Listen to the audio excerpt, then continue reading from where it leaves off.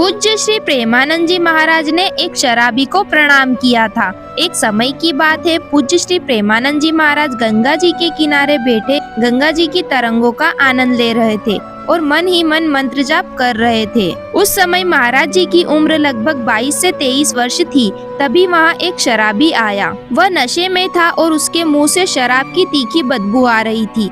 उसने रूखे स्वर में महाराज जी से कहा, ए खड़ा हो। महाराज जी ने मन में सोचा, यह शराबी है, पता नहीं क्या कर बैठे। फिर भी महाराज जी शांत भाव से खड़े हो गए, हाथ जोड़कर बोले, हाँ बोलो। शराबी ने कहा, चल मेरे साथ। महाराज जी बिना किसी डर के उसके साथ चल दिए। मन में यही था कि यह क्या ही कर लेगा। वह शराबी महाराज जी को वैकुंठ धाम नामक स्थान पर ले गया, जो वहीं पास में ही था। वहाँ भगवान की एक मूर्ति के सामने खड़े होकर वह शराबी बोला, देख रहे हो इन्हें, बताओ ये कौन है? महाराज जी बोले, ये भगवान है। शराबी ने फिर पूछा, भगवान तो है, लेकिन ये किस चीज के बने हैं? सच सच बताओ। तब महाराज जी बोले, संगमरमर के। शराबी ने आगे पूछा, और जो इनके पैरों में है वह किसका बना है? महाराज जी बोले, वह भी संगमरमर का ही है।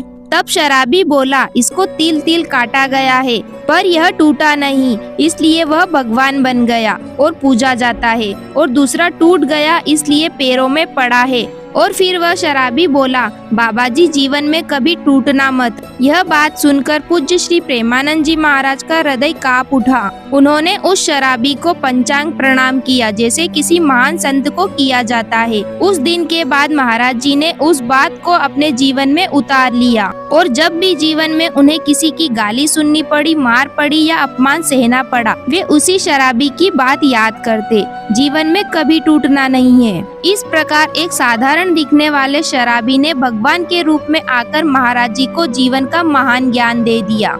आज भी वह शिक्षा महाराज जी के साथ जीवन भर बनी हुई है। यदि आपको यह जानकारी अच्छी लगी हो तो कमेंट्स में राधे राधे अवश्य लिखें और ऐसी और धार्मिक कथाओं के लिए मेरे चैनल को सब्सक्राइब करें। राधे राधे।